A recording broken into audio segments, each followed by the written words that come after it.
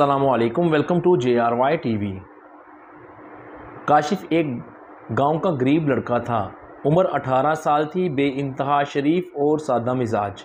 اس کے والد مزدوری کر کے اپنا گھر کا خرچ چلاتے تھے۔ کاشف کی خواہش تھی کہ شہر جا کر تعلیم حاصل کرے، لیکن اس کے والد کے پاس اتنے پیسے نہیں تھے کہ وہ اپنے لاڈلے بیٹے کی تعلیم کا خرچ برداشت کر سکے۔ پھر بھی انہوں نے کسی سے قرض لے کر کاشف کو شہر روانہ کر دیا۔ آج کاشف کا ایک انجان شہر میں پہلا دن تھا۔ وہ کالج روانہ ہو گیا۔ کالج واقعی بہت بڑا تھا، ایک وسیع علاقہ میں پھیلا۔ کالج کا میدان بہت ہی خوبصورت تھا۔ وہ اپنی کلاس میں داخل ہوا، سب اسٹوڈنٹس اس کے لیے اجنبی تھے۔ وہ خاموشی سے اپنی جگہ پر جا کر بیٹھ گیا۔ آج پہلا دن تھا، اس لیے سر نے اپنا تعارف کروانے کے لیے کہا۔ سب سے آخر میں کاشف نے اپنا تعارف کروایا۔ اس کی پرسنٹیج پوری کلاس میں سب سے زیادہ تھی اور دوسرے نمبر پر ایک لڑکی تھی جس کا نام صالحہ تھا۔ 6 مہینے بعد سیمسٹر امتحان شروع ہو گئے۔ چونکہ کاشف ایک ہونہار طالب علم تھا، اس لیے اس نے اس بار بھی امتحان میں ٹاپ کیا اور صالحہ اس بار بھی دوسرے نمبر پر تھی۔ صالحہ بھی بہت شریف، سنجیدہ اور ہونہار لڑکی تھی۔ اس کے والد شہر کے بہت بڑے بزنس مین تھے۔ چونکہ کاشف اور صالحہ کا مزاج ایک جیسا تھا، اس لیے کاشف اسے پسند کرنے لگا، لیکن اس میں یہ ہمت نہیں تھی کہ وہ صالحہ سے کچھ کہہ پاتا، اور دوسرا ڈر یہ تھا کہ وہ ایک غریب گھر سے تعلق رکھتا تھا، جبکہ صالحہ ایک امیر بزنس مین کی لڑکی تھی۔ صالحہ کے والد کا نام محمد نذیر تھا، جو شہر کے بہت بڑے آدمی تھے۔ وقت گزرتا رہا اور فائنل امتحان سر پر آ گئے، لیکن فائنل امتحان میں ایک مضمون ایسا تھا جس میں کاشف بہت کمزور تھا اور صالحہ کو اس مضمون میں عبور حاصل تھا۔ چونکہ کاشف فیل نہیں ہونا چاہتا تھا، اس لیے اس نے بہت ہمت کر کے صالحہ سے کہا، صالحہ مجھے آپ کے نوٹس چاہیے، میں بعد میں آپ کے نوٹس واپس کر دوں گا۔ صالحہ نے نوٹس دے دیے۔ آخر وہ دن بھی آ پہنچا جب فائنل امتحان کا رزلٹ آیا، لیکن اس بار کاشف دوسرے نمبر پر تھا اور صالحہ نے پوری کلاس میں ٹاپ کیا تھا۔ کاشف بڑی ہمت جٹا کر صالحہ کے پاس پہنچا اور کہا، مبارک ہو، آپ نے کلاس میں ٹاپ کیا ہے۔ صالحہ نے صرف اتنا کہا، شکریہ، اور چلی گئی۔ کالج کی پڑھائی ختم ہو چکی تھی۔ صالحہ اس دن کے بعد کبھی نظر نہیں آئی اور صالحہ کے نوٹس کاشف کے پاس امانت رہ گئے۔ اس نے سوچا کہ یہ نوٹس کبھی نہ کبھی واپس کر دوں گا۔ وقت گزرتا رہا اور کاشف کی معصوم محبت پروان چڑھتی رہی۔ کاشف کے دماغ میں بہت سے سوالات گردش کرتے رہے۔ وہ سوچتا رہا کہ کاش وہ بھی ایک امیر گھر سے تعلق رکھتا اور صالحہ کے گھر شادی کے لیے رشتہ لے جاتا۔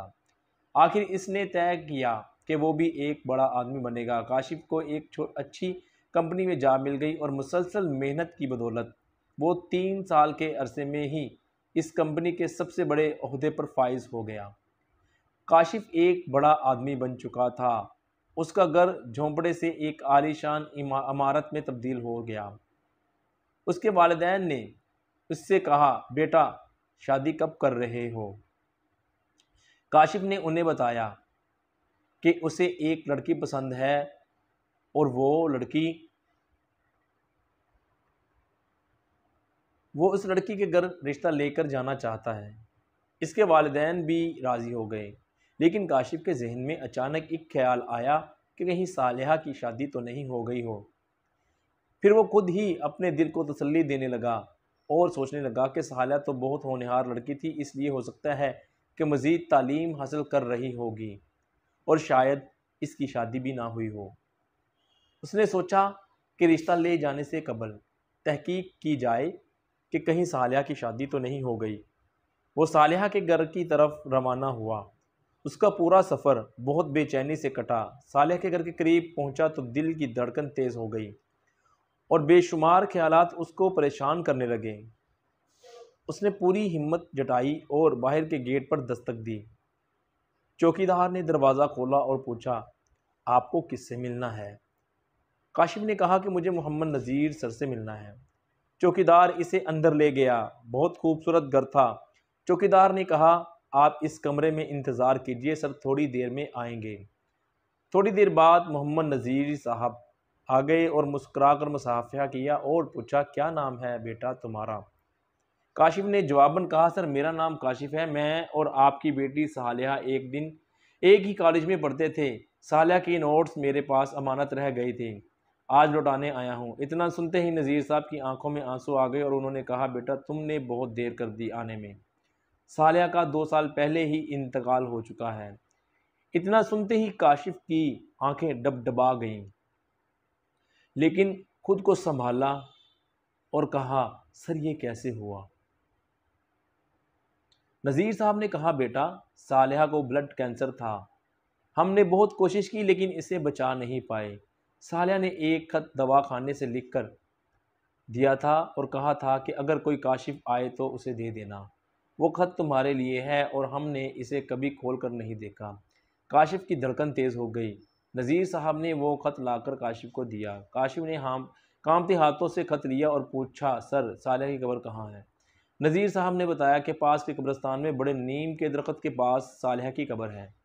کاشف نذیر صاحب کے گھر سے نکل کر سیدھا قبرستان پہنچا۔ وہاں بہت خاموشی تھی۔ وہ لڑکھڑاتے قدموں سے نیم کے درخت کے پاس پہنچا لیکن وہاں بڑی بڑی جھاڑیاں اگ گئی تھیں۔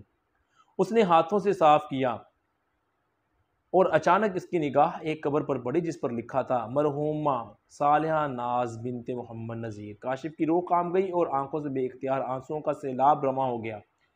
وہ زمین پر بیٹھ گیا اور جیب سے خط نکال کر پڑھا جس پر لکھا تھا کاشف جب یہ خط تم پڑھ رہے ہوں گے تو میں اس دنیا میں نہیں رہوں گی۔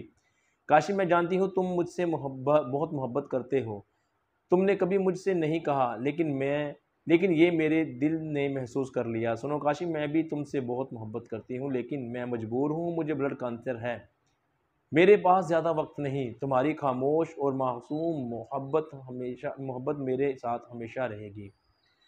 سنو کاشف مجھے معاف کر دینا، میں تمہیں کبھی بتا نہیں پائی کہ مجھے تم سے کتنی محبت ہے، میرے لیے ہمیشہ دعا کرنا۔ سنو کاشف میں تو مر جاؤں گی لیکن میری محبت ہمیشہ زندہ رہے گی۔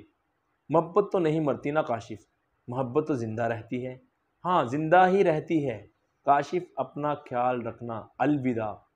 کاشف پھوٹ پھوٹ کر رونے لگا، بہت دیر تک قبر کے پاس بیٹھا رہا اور شام کے وقت اپنے دل میں صالحہ کی معصوم محبت اور اپنی سرخ آنکھوں میں آنسو لیے گھر لوٹ آیا۔ دوستو ویڈیو دیکھنے کا شکریہ۔ مزید اس طرح کی دلچسپ اور معلوماتی پوسٹ اور ویڈیوز دیکھنے کے لیے ضرور کیجیے گا سبسکرائب JRY TV کو، اور ہمیں کمنٹ کر کے ضرور بتائیے گا کہ آپ کو ہماری یہ تحریر کیسی لگی، اور مزید ویڈیو کے لیے JRY TV کو ضرور سبسکرائب کیجیے گا۔ اپنا بہت سا خیال رکھیے گا، جلد آپ سے نیکسٹ ویڈیو میں ملاقات ہوگی۔